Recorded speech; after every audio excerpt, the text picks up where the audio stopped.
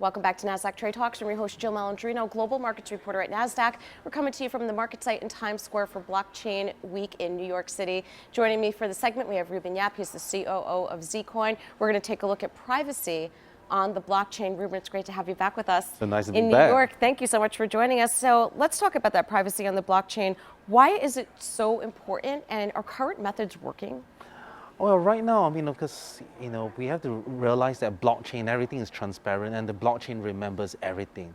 So, every single transaction is transparent, and basically, even though we don't know from the face of it who owns a certain address, there's so many techniques right now, blockchain analysis firms, and when you deal with people that know your addresses, these things can easily be de-anonymized. And if you think about using blockchain in like any sort of business relationships, or just financial privacy in general. You don't want, just because I bought a coffee, he possibly knows my net worth, who I transacted with in the past, or which exchange I got my Bitcoins from.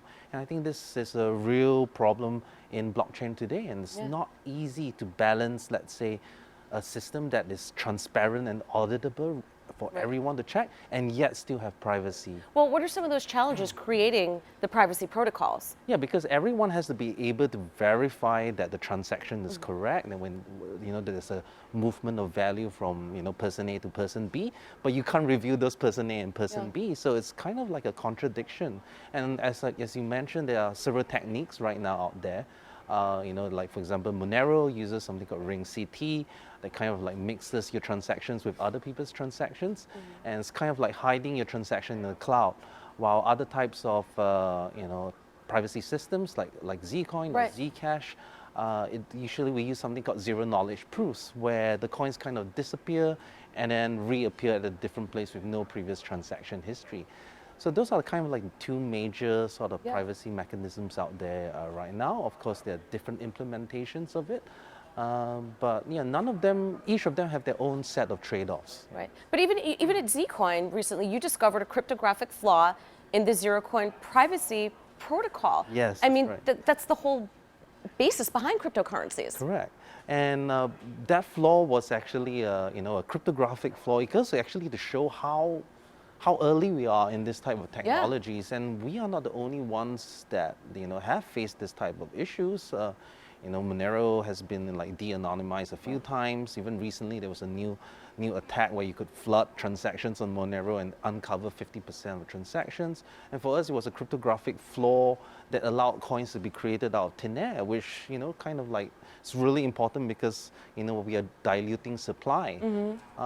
And even like Zcash, with like many audits, top scientists in the world, also had a bug that was live for 2 years on their network that could have allowed people to create coins out of thin air. And even to this day, they're quite sure that it didn't happen, but still not 100% sure. Right. So there's a kind of really like interesting balance between, okay, you can get like ultimate privacy, but you may lose what we call supply auditability, like how many coins are existing. But you also have to remember, this is a young industry. It's only 10 years old. Definitely. Look at it relative to equities, where it's been evolving for hundreds of years.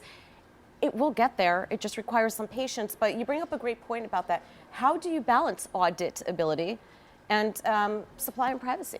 So of course, like it depends. For us, we at Zcoin believe that you have to have simple constructions. That means the cryptography should be based on basic building blocks, not too complicated, so that when people look at it, they're like, okay, this kind of works, and it's easy to find flaws because it's so simple. Like for example, like Zcash, they have a really great system, great anonymity, great performance, but it's so complex that only probably a few people in the world actually understand it, and that means flaws can creep in. Like even when there was that bug in Zcash, not Zerocoin, and one of their defenses was that because it's so complicated, only a few people would have possibly exploited this, and that's kind of like not good enough. security through obscurity, which isn't good. And we believe that yes, the technology has to mature, but if you can do it in like very simple building blocks, it's a lot easier to actually audit and make sure those proofs are working as intended. All right, Ruben, thank you so much. Look forward to seeing you in Singapore in a few months. Thanks for joining us in New York.